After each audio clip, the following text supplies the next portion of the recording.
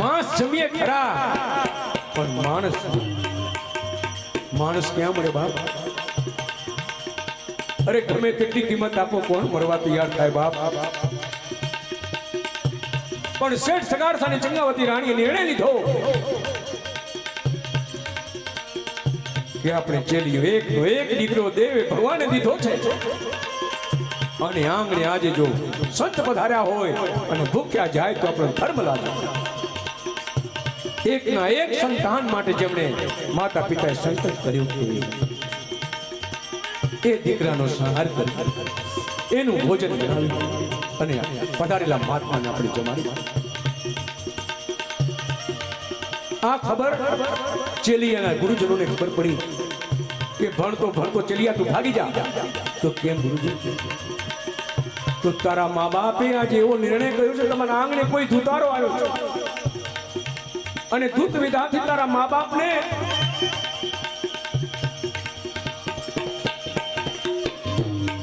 વશીકરણમાં બાંધી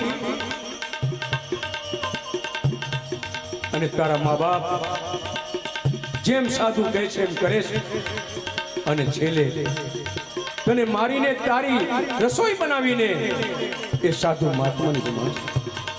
ત્યારે ચેલીઓ જવાબ આપે છે ગુરુદેવ આપ તો જ્ઞાનના સાગર અને જ્ઞાનના ભંડાર, હું આપનો શિષ્ય છું, આપ મારા ગુરુ છો. હે ગુરુદેવ હું ભાગી જાઉં? અરે હું રે ભાગું તો ભોમકા લાજે ને ભોરિંગ ને જીલે ભાર, મેરું સરીખા ડોલવો લાગે આકાશ ને આધાર, મેરા મન માજાન મૂકે ચેલીઓ સતના. ગુરુદેવ જે મા બાપે જે મારી માએ 9 માસ સુધી ઉદરમાં રાખી મારું જતન પોષણ પાલન કર્યું, મને મોટું કરવા માટે પોતાના સુખનો ત્યાગ કરીને સુખ મને આપ્યું અને માન ગુરુદેવ એ મારાથી ચેલીઓ ઘરે આવ્યો, માના ખોળામાં બેસી ગયો અને માની આંખોમાંથી જ્યારે દળ આંસુડા વહી ગયા છે. ચેલૈયા માની સામે જોયું, માં તું રડે છે? ચેલૈયાની માં તું રડે છે? નહીં માં, મને ખબર છે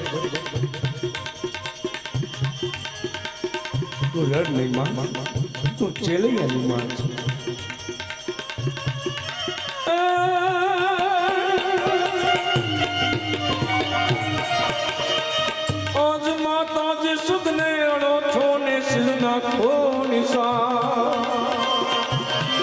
સફળ મન કો એ આજ ચેલિયાનો માસ જમે મહારાજ, ધન્ય ધન્ય આજનો દાડો કે જુગતેથી જીવન જમાડો, ધન્ય ધન્ય આજનો દાડો કે જુગતેથી જીવન જમાડો.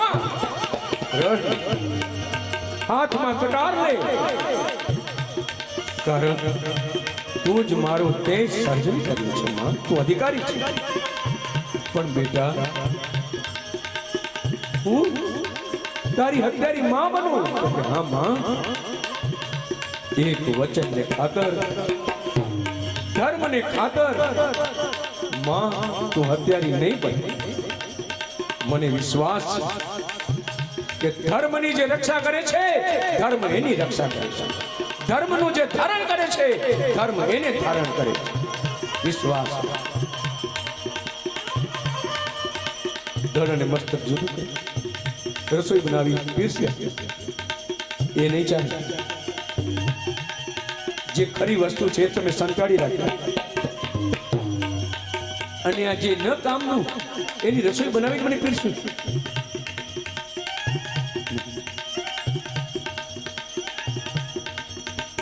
પણ હવે મસ્તક ખાંડો ને હાલણા ઘાવ પહેરો અવનવા ચીર, આંખડીએ તમે આંજણ આંજો અને મનમાં આણો. કેવી કસોટી! આવી કસોટી જો કોઈની થાય તો ભક્તિ શાસ્ત્રી નથી અને જેને ભગવાન મળ્યા છે એમને મળ્યા નથી. અને ત્યારે કહે છે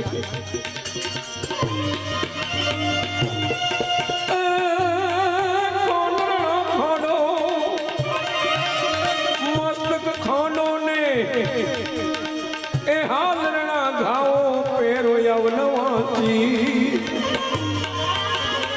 આંખલડીમાં તમે આંસુ ન યાણો મનમાં યાણોથી તમે બને સાચા જત સતી એમ બોલ્યા જુના જતી.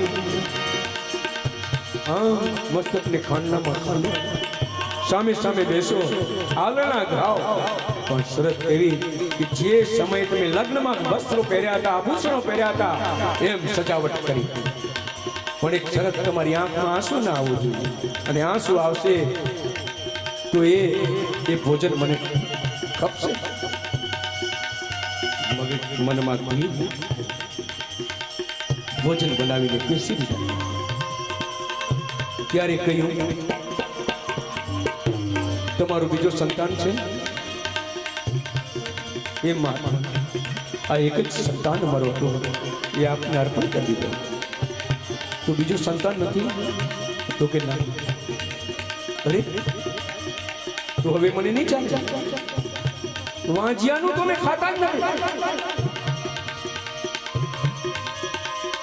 ત્યારે શેઠ સગાર ઓહો, અમારા કયા જન્મના પાપ હશે, મેવા કેવા પાપ કર્યા હશે કે આજે આતેથી જો આંગણેથી ભૂખ્યા જાય તો મારો ધર્મ લાગે.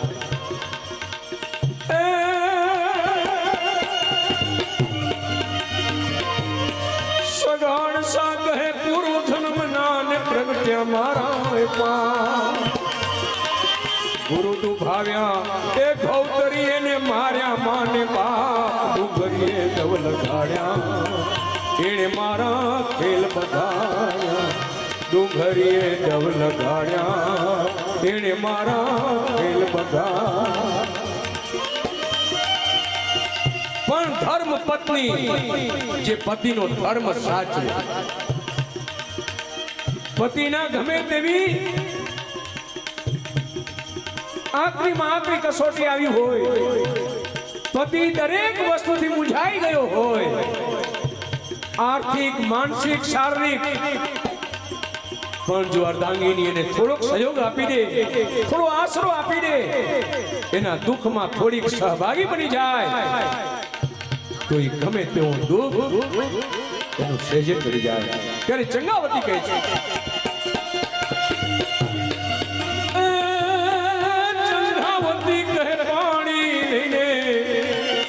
મારી પેટની માં અચાનક આવી એ સ્વામી ઉભા જાલી સતીની પાય. ધન્ય ધન્ય ભક્તિ તમારી માગો માગો કહે મોરા. વાંજ્યા નથી, મને 5 મહિનાનો ઉધાન છે. અને હવે મને ખબર પડી કે આપ સંતના સ્વરૂપે કોઈ સાધુ નહીં પણ સાક્ષાત ભગવાન મારે અને પાણી જેવી પેટમાં મારવા જાય છે. અચાનક મહાત્મા ઉભા થઈને બાહ પકડી લીધી. બસ, ધન્ય છે સતી, તમારી ભક્તિને ધન્ય છે. તમે કંઈક માગો.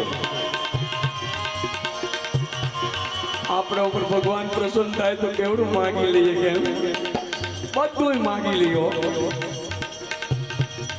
પણ એમણે કશું માગ્યું નહીં. સાક્ષાત ભગવાને જ્યારે એમને દર્શન દીધા અને માગવાનું કહ્યું ત્યારે કહ્યું કે પ્રભુ, આગળ કળિયુગમાં આવી કોઈની કસોટી કરશો માં, અને આવી જો કોઈની કસોટી કરશો તો પ્રભુ તમારી ભક્તિ પણ કરશે. અને ચેલિયાને સજીવન કીધો, બેઠો રમે છે વાર. એ ભલે પધાર્યા ભવન આંગણે, આંગણીએ ભગવાન ધણી મેં તમે ધાર્યા કે તમે મારા ખેલ સુધાર્યા. ધન્ય ભગવાને સાક્ષાત દર્શન દીધા. એટલે કે છે સંતને સંતપણા નથી મફતમાં મળતા. અહીં જલારામ બાપાને વીરભાઈ બને ખૂબ અભ્યાગતો સાધુ સંતોની અને તમારા મારા જેવા જે યાત્રા જાય છે એમની ખૂબ સેવા કરે છે. બપોરનો ટાઈમ છે. વીરબાઈ માતા રોટલા બનાવતા છે. જલારામ બાપા સાધુ સંતોને આ ભ્યાગતોને પીરસે છે. એટલામાં એક વયોવૃદ્ધ મહાત્મા આંગણે આવ્યા. જલારામ બાપાની નજર પડી એ મહાત્મા પર અને બે હાથ જોડીને વિનંતી કરી, પ્રભુ આપ પધારો, આપ પધારો પ્રભુ, આસન ગ્રહણ કરો અને પ્રસાદ ગ્રહણ કરો. મહાત્મા કहीं બોલ્યા, ખૂબ સમજાવ્યા. જલારામ બાપે ખૂબ કાલાવાલા કાકલોદી કરી, ખૂબ વિનંતીઓ કરી, પણ સંત કहीं બોલ્યા. અરે મહાત્મા, તમારી જળ નથી પીવું, મહાપ્રસાદ નથી લેવો, તમારે વસ્ત્ર નથી જોઈતું, તમને દક્ષિણ નથી જોતી, તો પછી તમારે શું જોઈએ છે? તમે જે માગશો એ જલારામ તમને આપશે. ત્યારે મહાત્માએ કહ્યું કે જલારામ, વચન આપના પહેલા 100 વાર વિચાર કરજો. હું માગીશ તો તું આપીશ. અવશ્ય. સાધુ સંતોની સેવા માટે તો આ દેહનું નિર્માણ છે. આપ જે માગશો એ મહાત્માને આપને અવશ્ય મળશે. અને તેમાંય આપ મહાપુરુષ છો, માગો. જલારામ, હજી તને એક વાર કહું છું, સમજી લેજે. વચન આપ્યા પછી વચન પાડવું અઘરું છે. હું શીશ સાથે પાડીશ. તો જલારામ સાંભળ, હું વયોવૃદ્ધ થયો છું, મારું પોતાનું હવે મારાથી કંઈ થતું નથી. હું અસ્વસ્થ છું, મારું શરીર મને કામ નથી આપતું. તો તારી જે અર્ધાંગીની જે છે એને મને તું સેવામાં સોંપી. જલારામ ગુરુદેવનું અને પ્રભુનું સ્મરણ કરે છે અને બૂમ પાડી, ભંડારી, ઓ ભંડારી. એટલે રસોડામાંથી વીરબાઈ માતા બહાર આવ્યા. બે હાથ જોડી મૂકી, સ્વામીના શું આદેશ છે? દેવી, આપણા બાપ સમાન વૃદ્ધ આત્મા આ મહાત્મા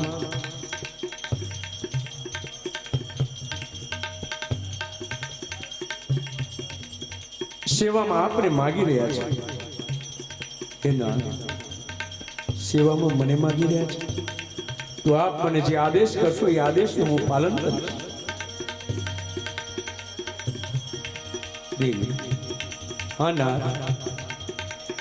જો આપ મને જે, કારણ કે હું આપની અર્ધાંગીની છું, પતિ મારા પરમેશ્વર છો આપ, અને આપ જે આદેશ અને આજ્ઞા આપશો એ હું પાલન કરીશ. તો જાઓ દેવી, આ મહાત્માની સાથે પિતા તુલ્ય આપણા છે એમની જઈને ખૂબ સેવા કરજો. હે નાથ, અત્યાર સુધી ગ્રસ્ત આશ્રમમાં રહી મારાથી જાણતા અજાણતા મનથી, વાણીથી, શરીરથી જો કોઈ અપરાધ થયો હોય, મારી કોઈ ભૂલ થઈ હોય તો મારા નાથ મને ક્ષમા કરી દેજો. દેવી, કદાચ મારાથી પણ કોઈ ભૂલ થઈ હોય તો હું પણ ક્ષમાયાચના કરું છું. પણ હે નાથ, આ સદાવ્રત અખંડ ચાલુ રાખજો. નાથ પર ભરોસો રાખજો. અવશ્ય એ કાર્ય ચલાવશે. પણ કોઈ દિવસ આ સતના માર્ગમાં પાછી પાણી કરશો માં. હા દેવી, ગામમાં ખબર પડી કે બાપાના આશ્રમે કોઈ સાધુ આવ્યો અને એને વીરબાઈ માતાની માગ